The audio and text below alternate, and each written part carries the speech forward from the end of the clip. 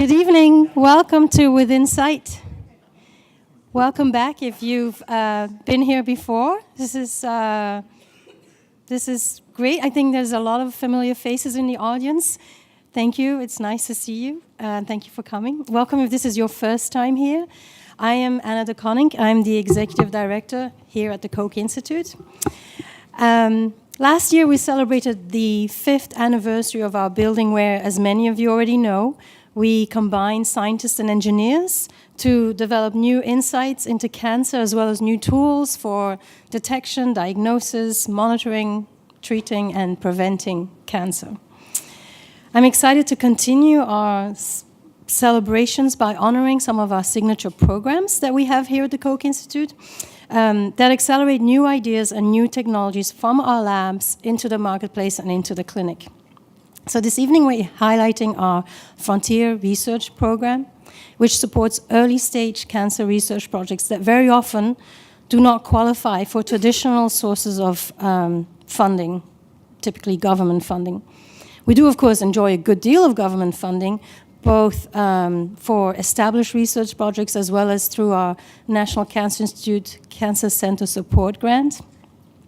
That they fund our Swanson Biotechnology Center, which which is the home of our excellent and essential core facilities here in the building.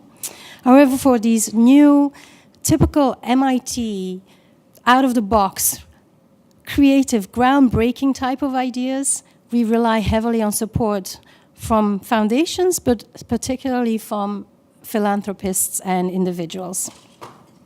And so we use gift funds to support high-risk, high-impact kind of projects. Some of these may flop, but we can learn a lot from our failures as well as our successes. But importantly, they all have real potential to change the world, or at least a field. Gift funds have also been key in building our community, because we prioritize projects that are both highly innovative, but also highly collaborative. And so people are encouraged to try something new with someone they have not worked with before. And that has been truly transformational. So all the projects are funded grassroots style by friends who contribute at every level, from modest annual contributions to gifts with a couple of extra zeros. Pooled together, though, this support adds up to a much larger impact. Now, I'm told we have given 76 Frontier Research Program Awards since we launched the program 10 years ago, and it's kind of brilliant that I am introducing this subject tonight when there happen to be 76 that have been awarded, when in a few weeks there will be more that get awarded, because we are in MIT Building 76, so it's just perfect timing. We've seen some great successes, and we'll highlight these as we continue our Within Sight series this coming fall. We will be featuring some projects that have moved out of the labs into the marketplace or the clinic. Tonight, we want to show you the impact of our Frontier Research Program, the impact it can have on cancer research, and importantly on the people, our trainees who conduct the research. So you'll hear from 3 presenters, as you probably saw on the poster, as well as just briefly, from 3 KI faculty members in whose labs they are doing or did the work.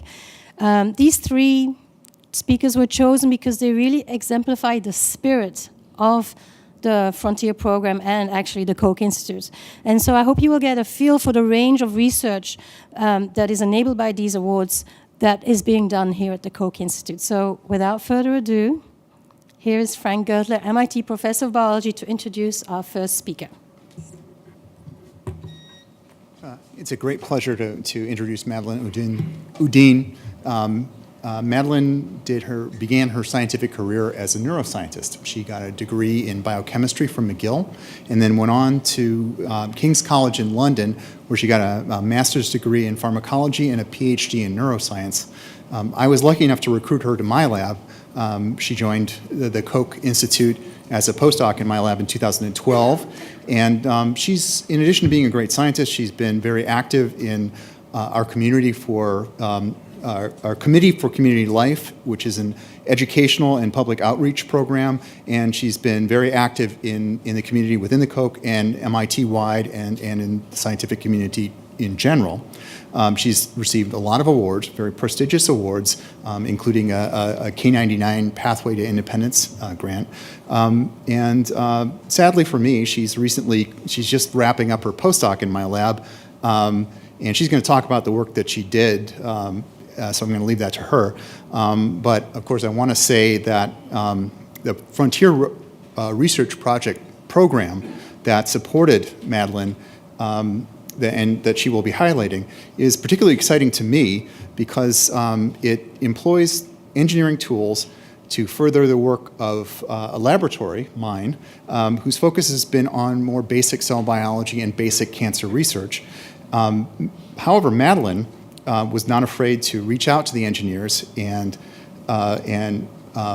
find innovative ways to use those engineering tools and apply them to cancer-specific biological questions. Many of these engineering tools were not designed to address problems in basic biology, but instead have been repurposed by Madeline and others in the building to better understand the mechanisms that contribute to cancer biology, including tumor metastasis and drug resistance. Madeline?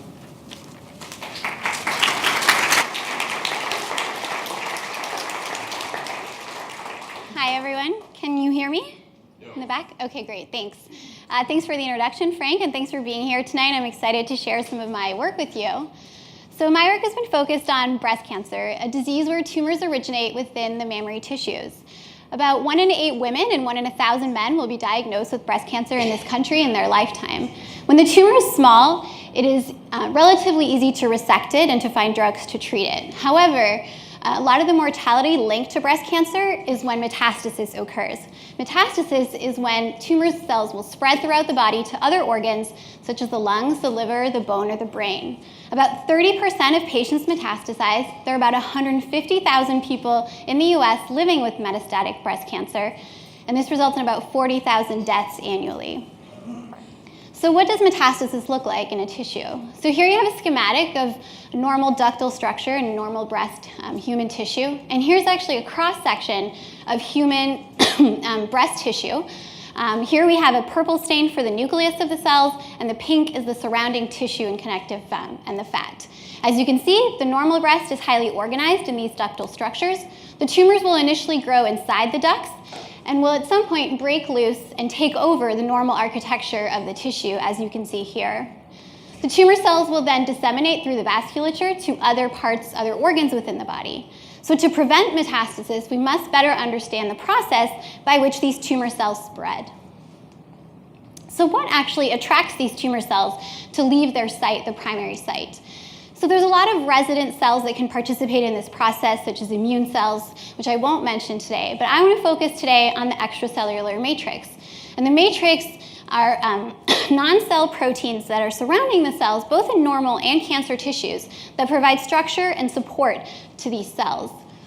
So during tumor progression, there's a lot of changes in the components and amounts of the extracellular matrix. And so one of the most abundant matrix proteins in the breast is collagen. And you may know collagen because it's often seen on mammographies that are used to detect breast cancer. But I'm going to focus on today is fibronectin. So it's another ECM protein. As you can see from these images, fibronectin is largely absent in normal tissue. But in the breast tumor tissue, you have a lot more fibronectin, as shown by this green in the image. What's more interesting is that fibronectin actually accumulates around blood vessels. So you have high levels of fibronectin right around the blood vessels and lower levels further away. So you have endogenous gradients of fibronectin that are right next to the blood vessels. And so we wondered whether perhaps these gradients of fibronectin that lead up to the blood vessels might be acting as a gateway for the metastatic cells.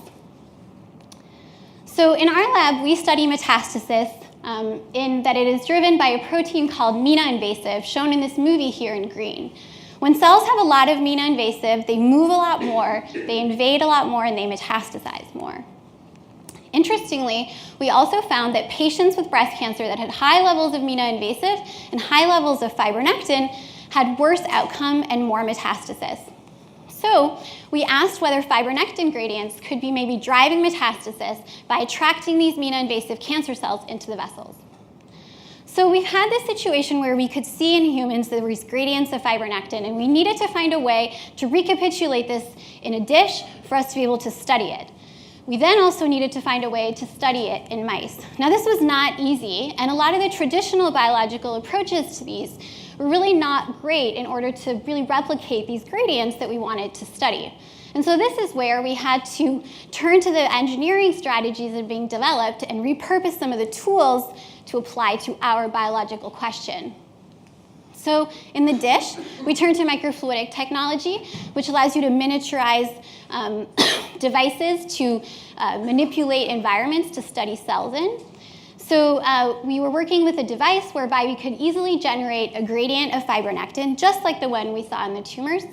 The cells, the tumor cells were plated in the middle channel. You can see we would do movies of the cells overnight, watch them move, and track their direction of movement using the forward migration index. If the forward migration index was positive, this meant the cells were attracted to the fibronectin. If it was negative, they were being repulsed. So what we found was that breast cancer cells that did not have any MENA-invasive were never attracted to fibronectin. Even at the higher doses, they were actually repulsed by it. But interestingly, the MENA-invasive cells were always attracted to fibronectin, even at the high doses. So after showing this in a dish, again, we always want to try and make sure we can validate our findings in a mouse. But again, how could I generate a gradient of fibronectin within a mouse? The microfluidic technology is not really applicable. So here, we collaborated with an engineer, postdoc Oliver Jonas, who's in Michael Sima and Bob Langer's lab. He had developed a device where there were reservoirs to load with drugs. The device would be injected in patients or in tumors, and the drugs would diffuse out over time in gradients. So this was perfect to apply this technology to our biological problem. So we loaded the devices with fibronectin that was labeled in red. We generated tumors, and we do so by injecting mice with human breast cancer cells in their mammary tissues. We wait for the tumors to grow. Once the tumors have reached a certain size, we expose the tumor, and we inject the device. The mice are anesthetized, and we can then perform imaging to look at how the cells are moving. And so this is what we get. So the device would be right here, and you can see a really nice gradient of fibronectin that formed on the edge of the tumor, shown here in green. And so what did we see? So we can see that in cells that are located close to the gradient, we can see these cells that are actively moving and spreading throughout the tumors, whereas if we look further away from the device where there's no gradient, the cells are not moving. So this was great to be able to use these technologies to show that gradients of fibronectin can attract tumor cells both in a dish and also in mice. So how do we actually treat metastatic breast cancer? It's good to understand what drives it, but it's also important to try and gear ourselves towards treatment. So chemotherapy remains the standard of care for metastatic breast cancer, with a wide range of drugs shown here in this list. The problem is that the response rate of the patients varies a lot, and even if the patients do respond, the time to progression can be very short. So the patients will initially respond but become resistant. So we asked whether perhaps the MENA-invasive cells, which drive metastasis, might affect the response to the drugs that are currently used to treat these metastatic tumors. So we started in a dish, and we looked at the survival of cells that had no MENA-invasive or the MENA-invasive. We treated them with a panel of the chemotherapy drugs that I showed you in the previous panel, and after 3 days of treatment, we looked at survival. Now, the MENA-invasive cells responded the same to most of the drugs except for one, which was Taxol, which is really kind of one of the main drugs used to treat metastatic disease. What you can see here is that at these doses of Taxol, which are similar to the ones that patients actually see in the tumors, the tumors actually see, in the patients, that the MENA-invasive cells had about twice as much of the cells surviving after treatment with Taxol at both of these doses.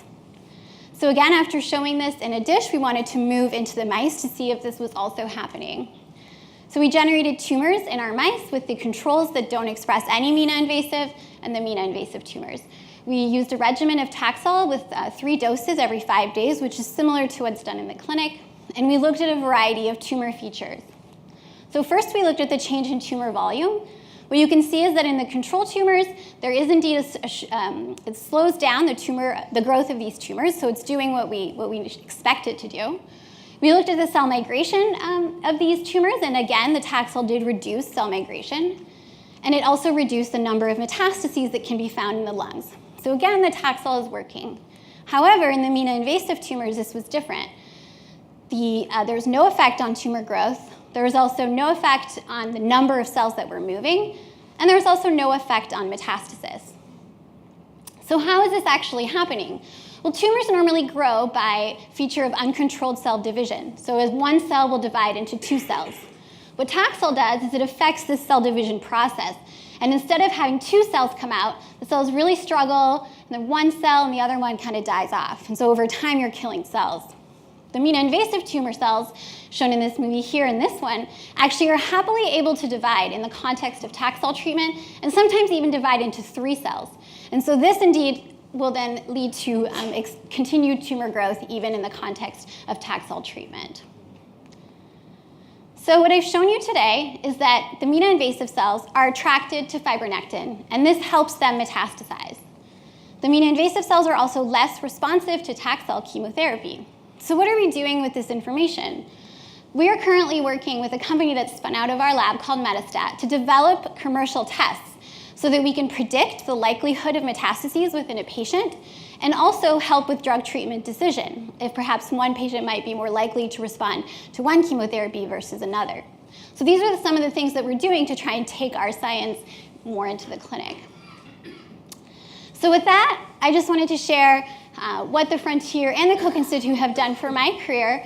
So as Anna mentioned, the Koch Institute brings together biologists and engineers. This was a new experiment, and I'm here to say that it was a successful one. I came out, started here as a biologist, as a neuroscientist. I wanted to do something that had more of a clinical impact, and I wanted to work in cancer. I came to MIT, and I worked with a lot of different engineers and really opened my eyes to new ways of tackling cancer research. And I'm now happy to be putting all these things together into my own research, to be starting my own lab as an assistant professor at Tufts University in January. So with that, I'd like to thank my mentor, Frank Gertler, who's always supported me along the way. I've had great students that were supported by my Frontier grant who helped on these projects, great collaborators as well, without which I wouldn't have done this work. Our Biotechnology Center, which supports, again, all of our experiments, our funding from the Frontier program, as well as other sources. And thank you for your attention, and I'm happy to take any questions.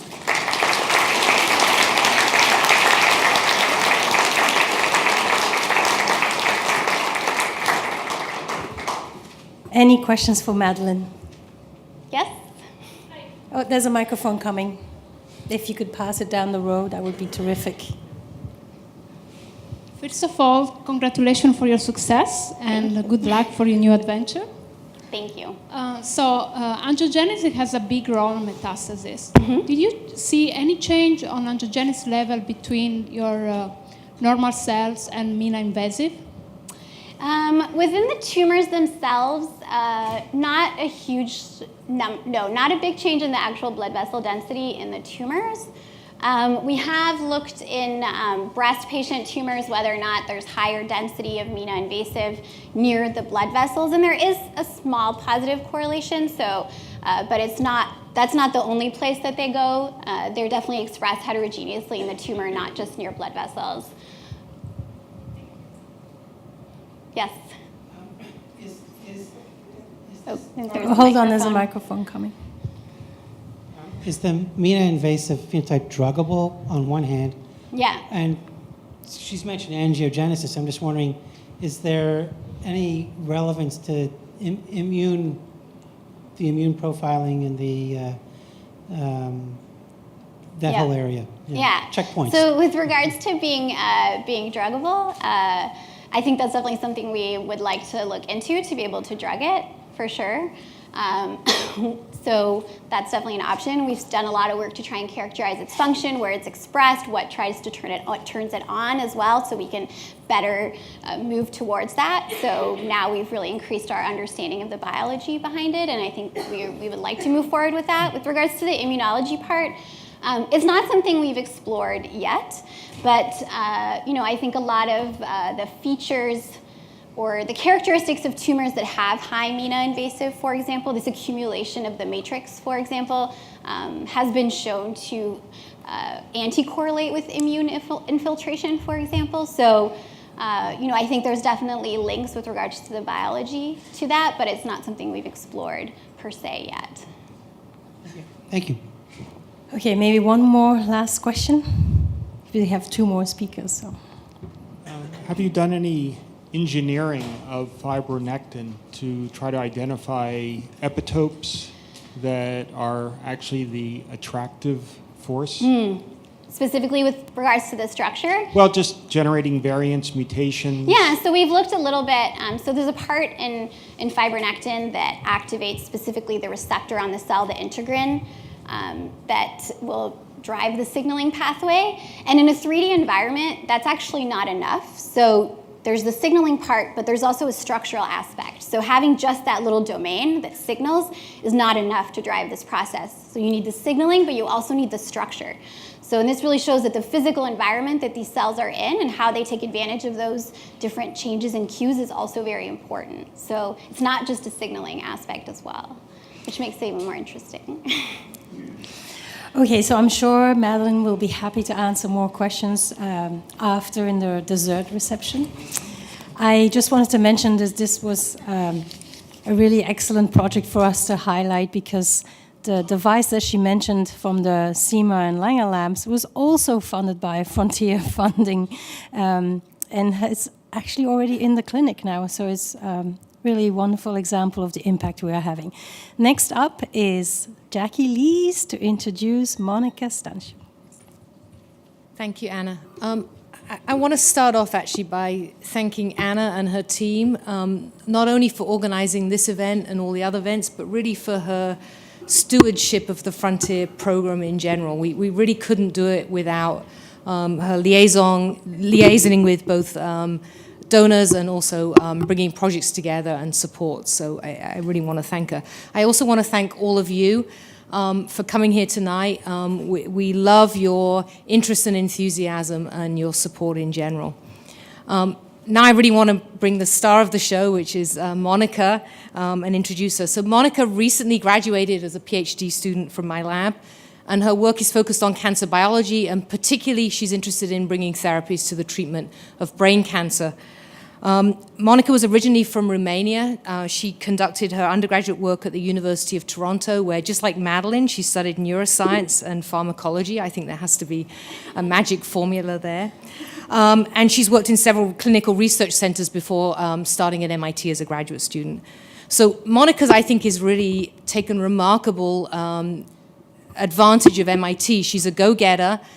She's been a remarkable scientist, but she also has a huge interest in biomedical research and healthcare entrepreneurship, and really thinking about how innovations profoundly impact healthcare discoveries and delivery and patient care. And while she was at MIT, in addition to her PhD, she took coursework at Sloan. She served on an executive committee for the MIT Hacking Medicine, and she helped, I think most importantly, organize a new course for my biomedical entrepreneurship that's really going to impact generations of scientists that come after her. So as far as the project goes, I think this is really perfectly fits the Frontier project formula. My lab had never worked on this. She came to me and said, I want to do a project on brain tumors. And I said, no, right? We don't work on brain cancer. We know nothing about it. We have no advantages. And she said, and I want to do an in vivo drug screen. And I said, boy, that's even harder. And it won't work. And are you crazy? And she kept coming back and back and back. And she more and more fleshed out this idea. And she found a collaborator in Mike Heeman's lab who had experts in screens. And eventually she broke me down, and I said, you can try a few preliminary experiments, and they got awesome data. And I said, great, let's write a Frontier Research Program grant, which got funded.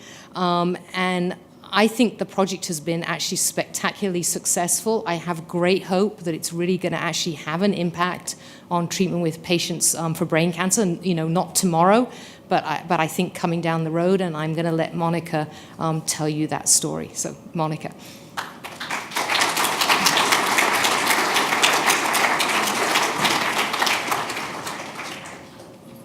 So, hi everyone, thank you for being here today. Today I'd like to tell you about a project that I was working on in collaboration with a couple of different labs while I was here, and I'd like to tell you about our efforts to identify novel therapeutic targets in malignant brain tumors, and specifically in glioblastoma. So first, to give you just a little bit of background to the motivation behind our project and why I think it's so exciting, I want to start off by talking a little bit about an area of very translational research that I'm sure you've probably heard a lot about, and that's personalized cancer therapy. So we know that not all patients respond the same to a particular therapy. And so the question becomes, how can we identify which patients will benefit from a particular therapy, and how can we treat an individual specific tumor? So our goal eventually is to be able to sequence a patient's tumor and identify particular mutations or vulnerabilities that it has, and then to target the therapy accordingly. Now, ideally, we would also want to have a biomarker or an indicator so that we could tell which patients are going to respond to that particular therapy and which are not. So, of course, we're now also beginning to understand that there are many factors beyond just the genetics, the genetic composition of tumor cells, and they can also influence tumor growth and response to therapy. But just to start off, and what we focused in on our project was to understand tumors at a gene level. So we can think of stratifying tumors in two ways. The first is to categorize them according to the area of the body from which they arise, their site of origin, because really tumors are a product of their environment. Oh, okay. So whether they arise from the liver, the lung, the brain, or the kidneys, or any other area of the body, we can use that to categorize tumors.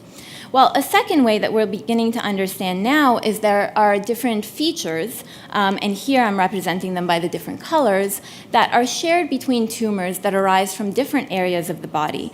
Because even though they may arise from different environments, they may use similar mechanisms to escape the normal checks and balances on cellular growth. And so it's becoming increasingly apparent that tumors that arise in different areas of the body can share these sorts of similar features, and these common features can be exploited and targeted for therapy across a variety of different tumors. So in the Lees lab, we are interested in understanding the mechanisms of tumor development and maintenance. And to do this, we use both in vitro and in vivo models, so cellular models as well as animal ones. And we combine genetic and pharmacological tools to really understand why tumors develop and how they're maintained. And this, in turn, can allow us to better target these tumors. So the project that I want to highlight today has been a collaborative effort from the beginning, as Jackie mentioned, and all the way to the end. And I've been working together with Christian Brown from the Heman Lab and Paul Boots from the Sharp Lab on this project. And we were interested in malignant brain tumors, specifically glioblastoma, or GBM. And this is the most common malignant primary brain tumor in adults. It's extremely aggressive and resistant to therapy, and the median survival is just a little bit over a year for patients with this tumor. So we were interested in identifying novel therapeutic targets for GBM, and even though over the last several years there's been a lot of knowledge about the types of biological background to GBM, there's still the most common course of treatment is surgical resection, followed by radiation therapy and then chemotherapy with an agent called temozolomide, or TMZ. And this survival curve shows the introduction of temozolomide, which helped to increase patient survival, but really these patients are only surviving less than 15 months. And so there's a great need to develop novel therapies for this kind of tumor. So our goal was to identify new genes that could be targeted for therapy, and one way to do this, you might think, would be to interrogate one gene at a time. And so to ask whether this gene, let's say gene X, is important for tumor growth, and to get rid of it, and then to look at what effect that has on the tumor biology. So in the simplest case, we can imagine that we start off with a mixed population of cells where we have some percentage that contain an inactivation of this gene X. And we can track this population of cells over time because we've also fluorescently labeled them. So here that's indicated by the green color. And over time, we can see how the proportion of those green cells changes depending on the genetic manipulation. So if that manipulation is beneficial for the growth of those cells, then the proportion of green cells will become enriched. If it's detrimental to the cells, then the proportion of green cells will be depleted, or it might have no effect at all, and then we won't see any change. So we can do this either in cultured cells, or we can genetically manipulate these cells in culture and then take them and implant them into mice and follow the growth of the tumors there. So to identify the pathways that are important in GBM and identify novel targets, instead of taking a one gene at a time method, we used an unbiased approach. So instead of asking just whether gene X affects tumor growth, we in fact took a pooled approach and put many genes together, and we let the tumor cells tell us which genes were the most important. And so here we start off with a pooled library, and we infect cells with this library such that each cell only contains one genetic manipulation, but because we're working with so many cells, there are several cells that contain the same genetic manipulation, and that's outlined here by the colors. And we follow this population over time, either in vitro or, as I mentioned previously, we can inject these cells into mice and allow the tumors to develop in the animals. And then we can see how the proportion of cells with each of these genetic manipulations changes over time, and we can quantify that, just like we would for the single gene case. So from this large-scale analysis, the gene that stood out was one called PRMT5. And as we can see from this graph, when we look at the level of confidence that we had across our 311 genes, PRMT5 came out as the top hit. Now, it's important to note that this gene is central to cellular activities, and in fact, without it, cells as well as entire organisms don't do very well. And so it's expressed at high levels in many different tumor types, which is proving to be very important. And this has led us, as well as others, to think that it has some important function for tumor growth. So after using this pooled screening approach and zeroing in on PRMT5, we set out to look at the importance of this gene for GBM growth and interrogating it more in depth. And so in our experiment, similar to the hypothetical example that I outlined previously, we can start off with a mixed population of cells and genetically manipulate a proportion of those cells in culture to inactivate PRMT5. And we can see that compared to the control seen here in black, each of the three different kinds of genetic manipulations that result in the inactivation of PRMT5 it results in a disadvantage to these cells. And so this is also true, actually, if we inhibit the function of PRMT5 using a small molecule inhibitor or a drug. Now, this is a different assay from the one that I showed you previously, but here we see that as that over time, even though the control cells that are not treated with drug are increasing in number, the cells that have been targeted with this particular drug are not. And so it was very fortunate, actually, for our studies that this new inhibitor had been developed just a couple of years ago, and we were able to use it for our studies both in vitro as well as in animals. So we can also test the effect of genetically inactivating this gene in our animal models, and we do this by starting off with genetically manipulating the cells in culture and then transplanting them into mice and then tracking the survival of these animals. So across the x-axis, we see here the number of days post-implantation, and on the y-axis, we have the percent survival of the animals from 100 to 0. And we see that compared to the control mice, which are implanted in cells with cells that contain no genetic manipulation, the mice that are implanted with cells that contain a genetic inactivation of PRMT5, indicated by the two red lines, which are just different manipulations, they in fact survive much longer.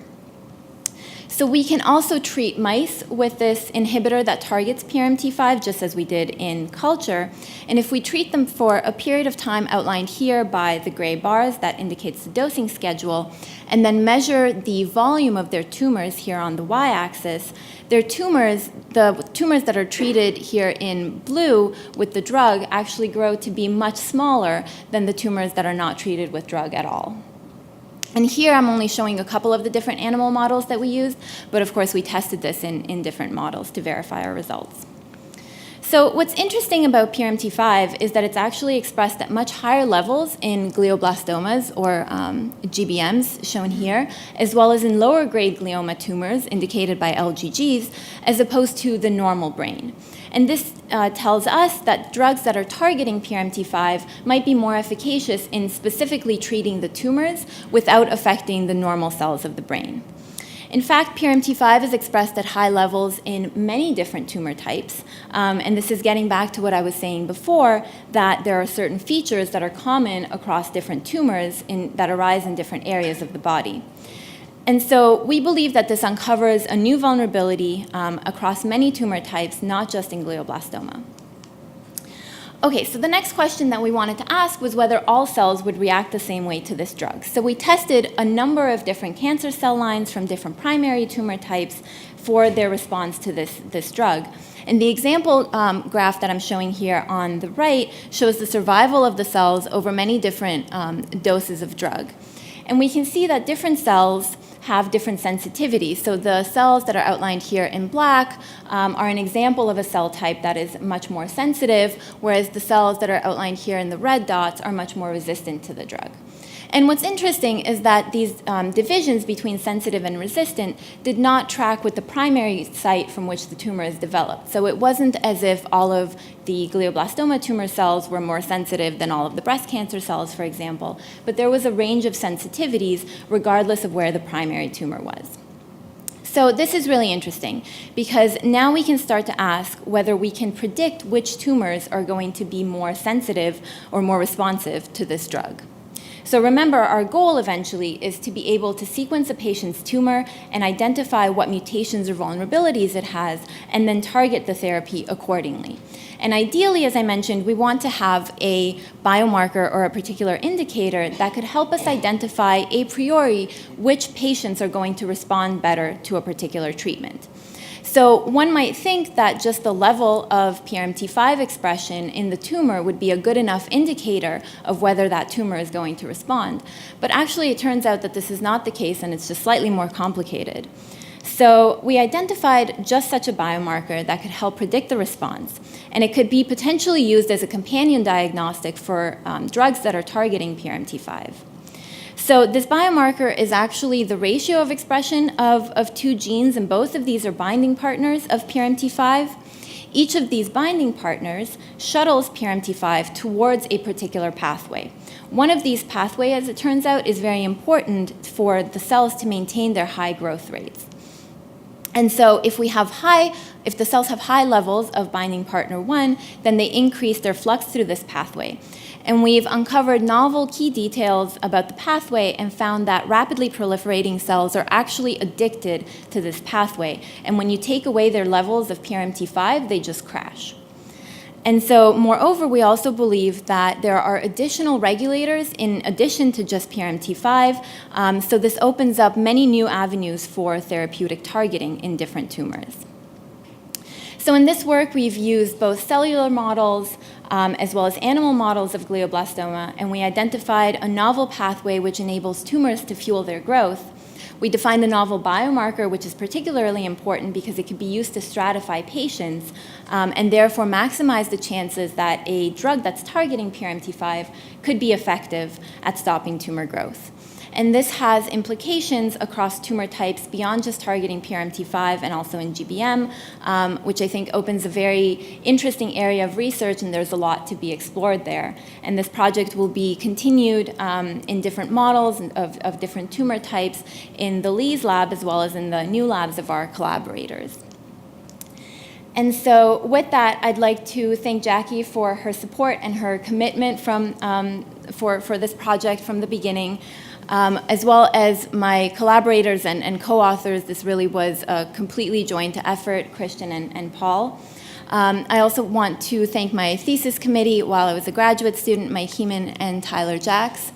All of the work that we did was with great support from the Swanson Biotechnology Center. And we're really very grateful for the support that we received from the Frontier Awards because, as Jackie mentioned, this was an early stage, very risky project, but it had the potential for high impact given the dire need for development of new therapeutic strategies in glioblastoma. And it's really allowed for a fruitful and what we hope to be a long-standing collaboration between our different labs, and it highlights the interdisciplinary environment here at the Koch Institute. Thank you, and I'd love to take any questions you might have.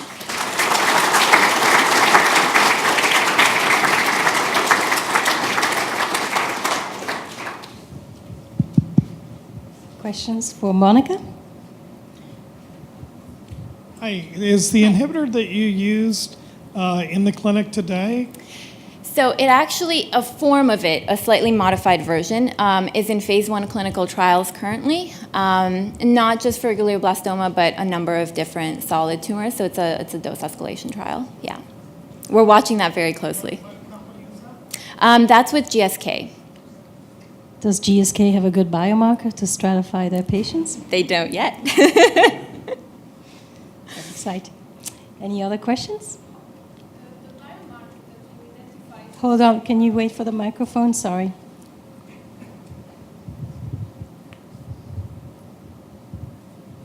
So at the beginning, you nicely show how the tumor have similar factors and then different. Yeah. The biomarker that you identify that couples with yours is the same for each tumor or is different? So we think that that biomarker could be used to stratify many different tumor types and determine whether those tumors are going to be sensitive or resistant. So both biomarker is common on these tumors. So different what tumors. we're calling a biomarker is actually a ratio of the expression of those two genes. So it's not that there are two separate ones, but only when you combine their expression levels do they turn out to be predictive of the response to therapy. Did I miss or you didn't say which one is it? I didn't say very specifically. Might not be protected. Quite right. Hot of the press research here tonight. One quick final question, or shall we move on to the final speaker? It might be good to move on, actually, in the light of time. Okay, so finally we have Michael Sima. Yes, thank you, Monica.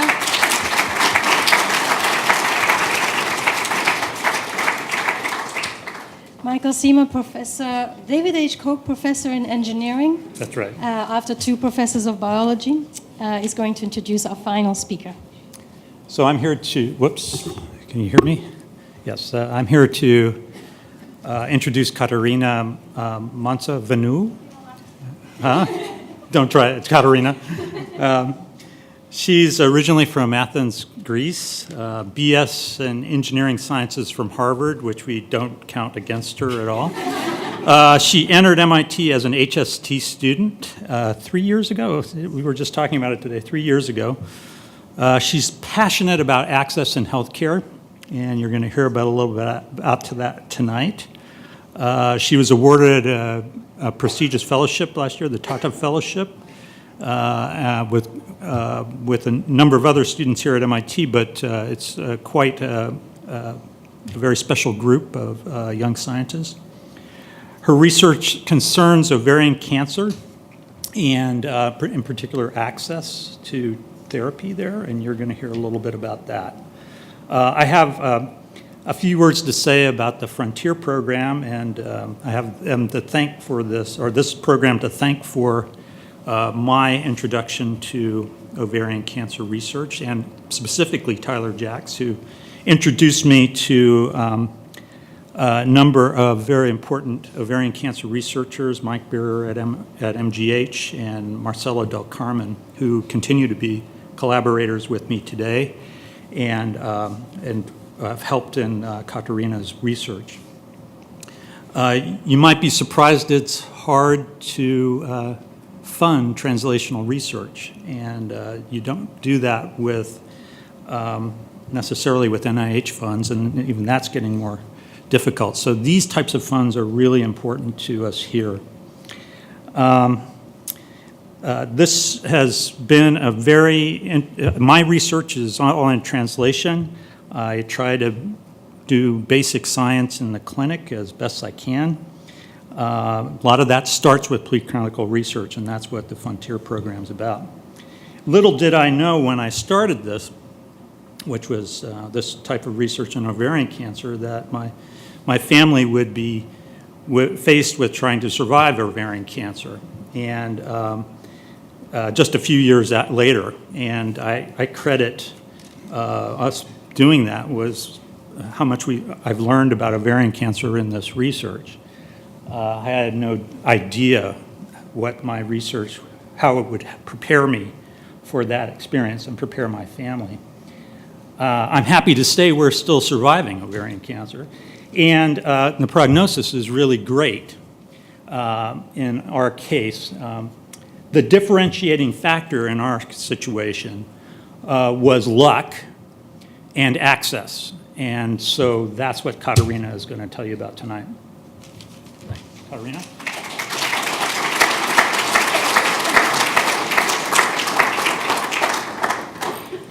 Thank you, Michael. Checking that you can hear me. Thanks so much for that intro, Michael. Like Michael mentioned, I joined his lab because he's famous for working on really translational work and building products that actually affect patients' lives. So we represent the engineers in this building. We are found on the 6th floor, and we basically build a lot of technologies, working with the biologists and all the other basic scientists at the Koch, trying to bring all the new science that is done in this building over to the clinic and to the people that suffer from various diseases and cancer. And so today I'm going to be talking to you about my project focusing on building origami implants to beat metastasized cancer. And like Michael said, we are looking at a specific kind of metastasis that occurs in many malignancies at an advanced stage, and it's metastasis that spreads throughout the abdomen, known as peritoneal metastasis. So this diagram here shows you a picture of what the patient looks like when they have this kind of tumor spread. What happens is that basically their entire abdominal organ space is seeded with tumors of various sizes, and they also get filled with this fluid shown in red, this malignant fluid that contains floating cancer cells everywhere. And this is them at presentation. This kind of metastatic spread affects many people in the US, more than 50,000 patients in the US. And specifically, as Michael highlighted, it's a very common spread for ovarian cancer patients. More than 75% of women facing ovarian cancer are diagnosed at this stage, known as stage 3 or 4. And as Michael also hinted at, survival statistics really vary depending on when you pick up the disease. So if you pick it up early, you face really good prognosis, but if you pick it up at this stage, the 5-year survival is very low. Now, a lot of work in this building is focused on early stage diagnostics, and we're hoping that in the future we're going to be able to catch this disease as early as possible. But right now, many patients with many malignancies face this clinical picture.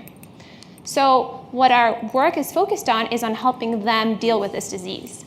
Now, how do these patients get treated in the clinic? First, they have to undergo surgery to remove as much of this tumor as possible from their body.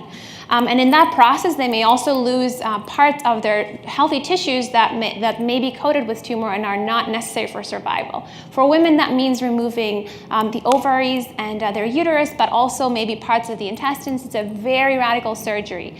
And it's very hard to do a really good job and remove all of this tumor from this space. So you can imagine you actually get left behind with microscopic nodules, either because they're invisible or because it would be compromising the patient's safety to remove them, or because it's just circulating free tumor cells that are still in that space. So these patients have to get chemotherapy after the surgery.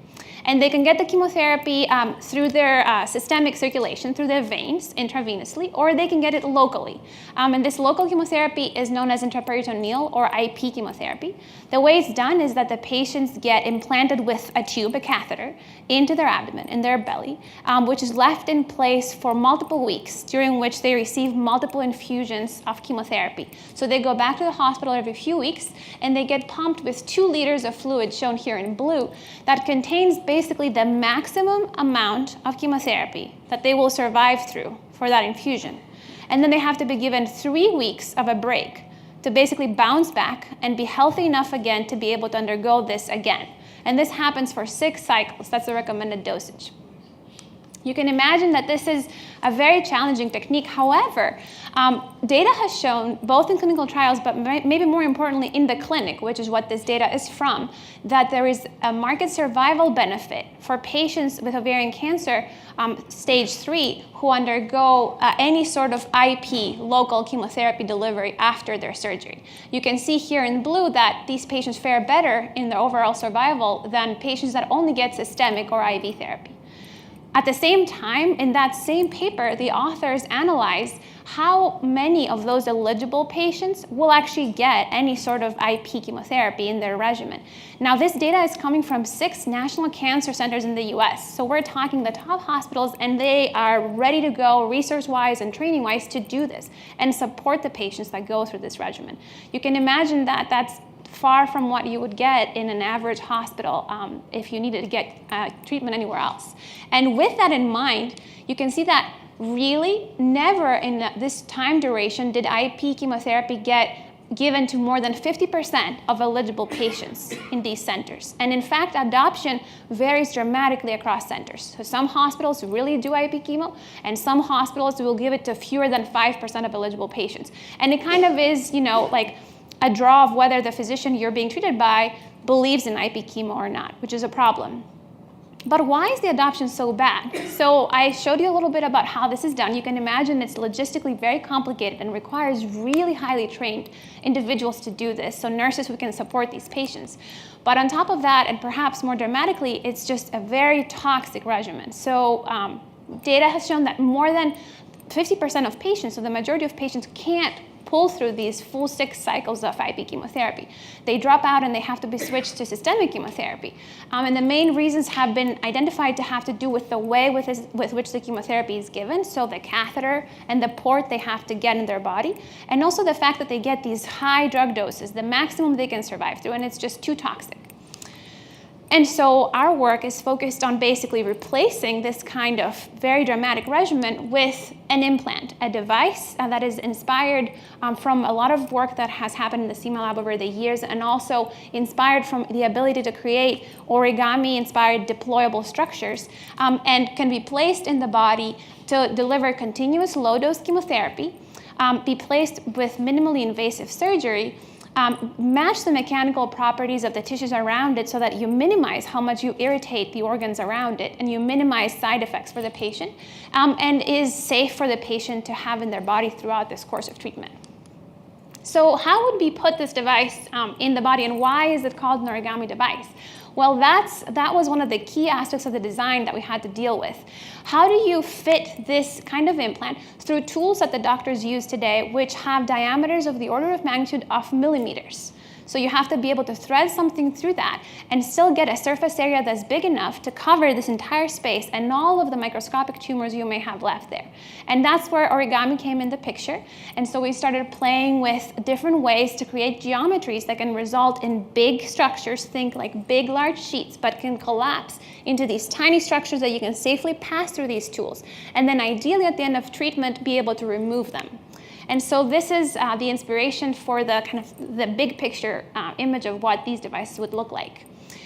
Now, a very important question to ask is, okay, which patients would benefit from this work? So we already know from clinical data that the patients with peritoneal metastasis, and specifically ovarian cancer patients with peritoneal metastasis who get IP chemo, the ones that do the best are the ones that had the best outcome in surgery. What that means is that the surgeon was able to remove all the visible tumor, and all that was left behind was basically non-visible tumors.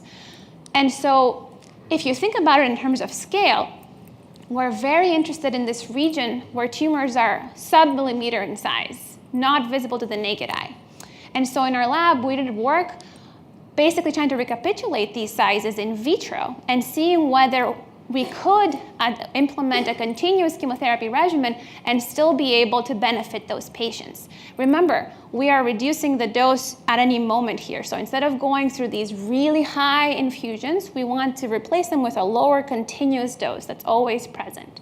And so a graduate student that's now graduated from our lab, Laura, did a lot of establishing all of this work, and I joined her project near the completion, and what we worked on was creating these ovarian cancer cell aggregates, which we will call spheroids because they look like spheres, and you can see them right here. And we focused on two sizes.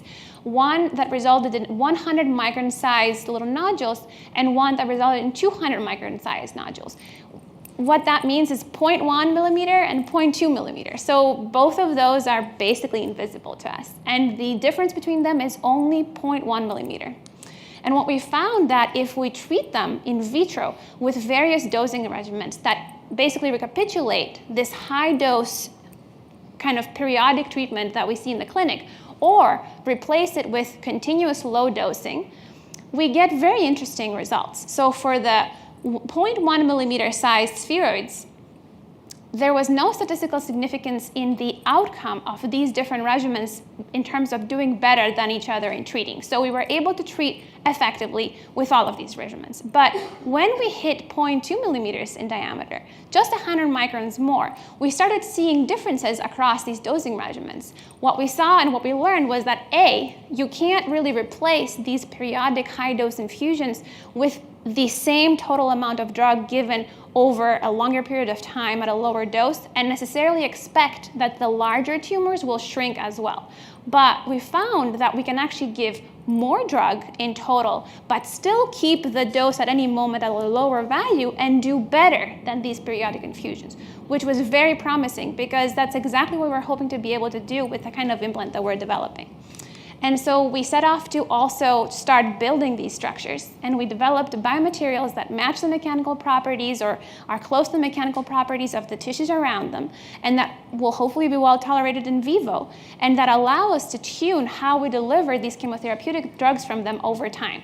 And you can see we can actually, by changing parts of the composition of the biomaterials, we can actually get various release rates of drug over time. But is it actually possible to build something that will fit in the abdomen of the patient and deliver so much drug over time? Well, this is kind of the size of the samples that went into that diagram. And so I've done a little bit of math and looked at the surface area of release through which drug was delivered. And what this translates to, if we want to essentially replace the current total amount of drug given to the patient over the same duration of time, is imagine a very, very thin sheet of 14 by 14 centimeters in size, which is actually not a bad dimension to place in your body. So this is very promising. We can actually do this.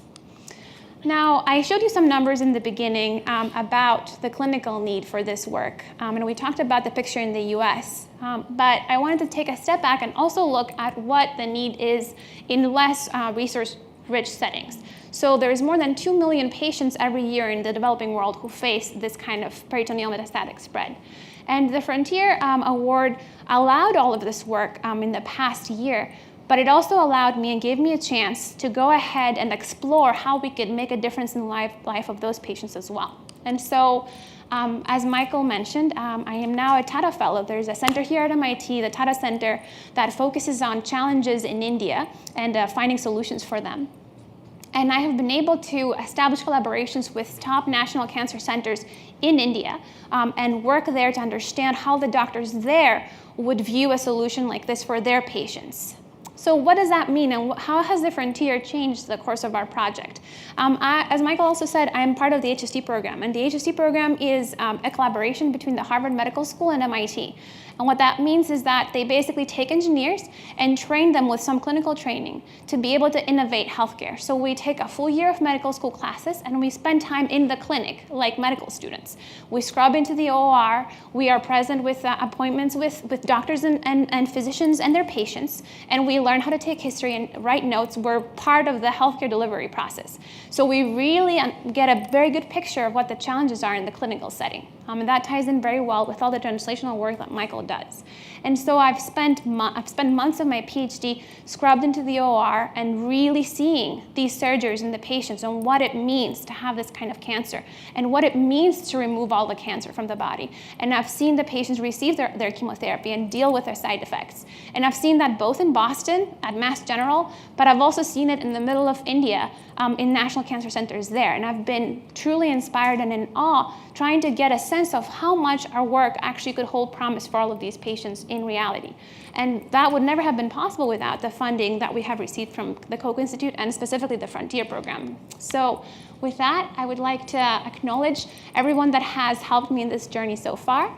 And I'd also like to thank my funding sources that include the Frontier for making this work possible, and take any questions you may have.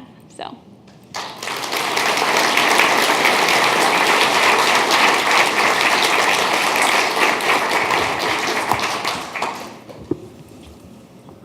Oh, here's someone. Sarah, microphone. Oh, is there a microphone? Right here.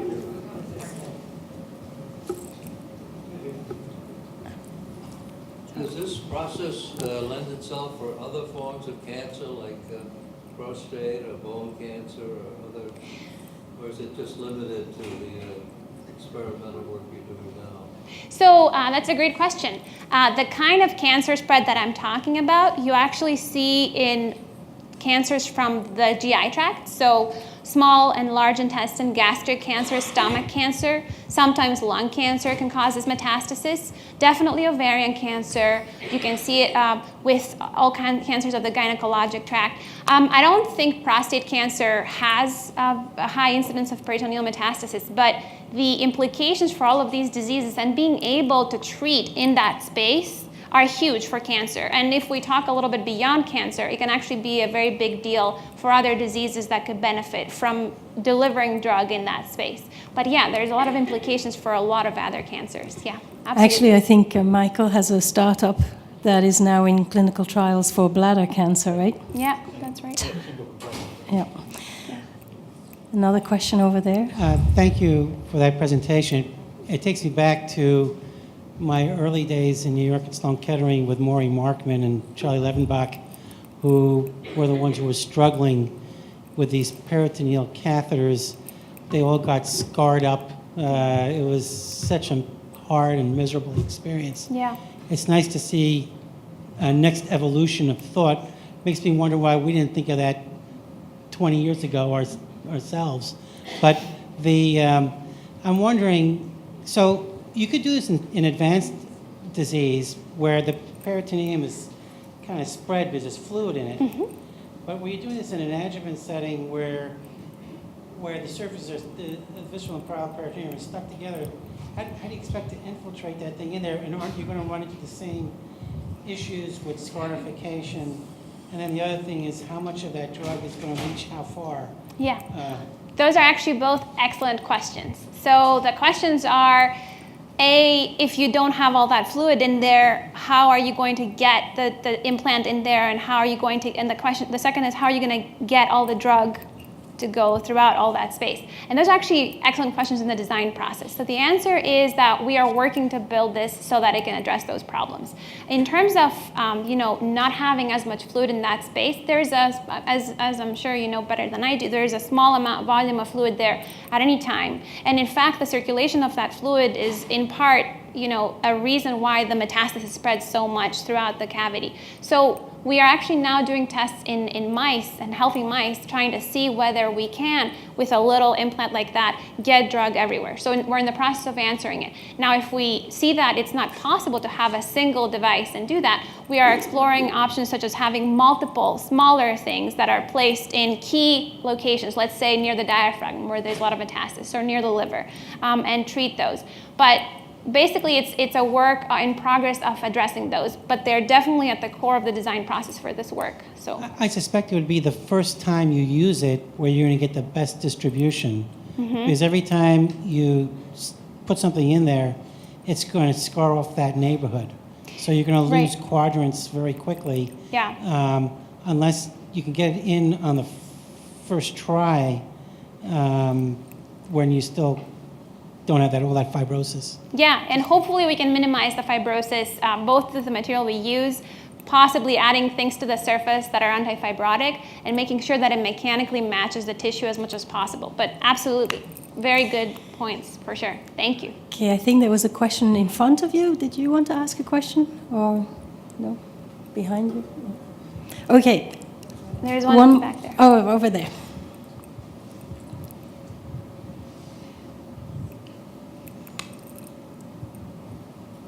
My question is not that much about the technology, but you mentioned that even the hospitals that are equipped to treat effectively nowadays don't do so. Yeah. Is it well understood why doctors choose not to go with the treatment that has been proven to be better? And what makes you, why, I'm guessing we should be hopeful that your new technology will make people more willing to use it. Why is that? That's also a great question. So actually the authors of that study pointed out a lot and were shocked to find the differences in adoption across centers. They themselves didn't have a good answer as to why one National Cancer Center gives it to 4% of the patients and another one gives it to 70% of eligible patients. And they actually found no differences in terms of adoption when it comes to things such as race or socioeconomic background, which could play into whether the patient chooses to have a more drastic procedure like this or not. So really what it seems to boil down to is physician preferences and whether they think that the toxicity and kind of all of the side effects and the complications associated with this are worth the survival benefit. Now, in clinical trials, there's a lot of work being done trying to understand how you can actually reduce these toxicities, how you can find the best dose for IP chemo. Is the survival benefit really applicable to all the patient populations, or which population is the best one to give this to?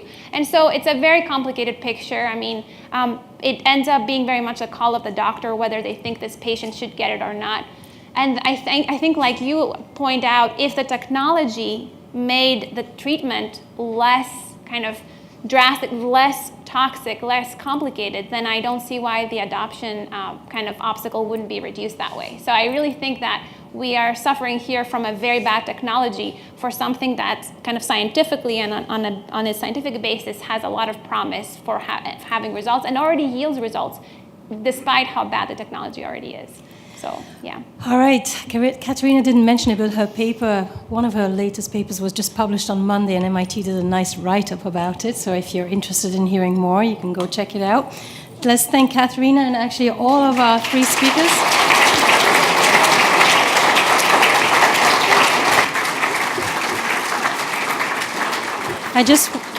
I just want to close by saying that we are really proud of our trainees, their passion, their dedication, their commitment to doing good in this world. As I think we clearly illustrated this evening, our trainees come from many different places and backgrounds, and the KI is a place where we cherish and celebrate that diversity, and our trainees' successes are also one of the many ways in which we measure impact.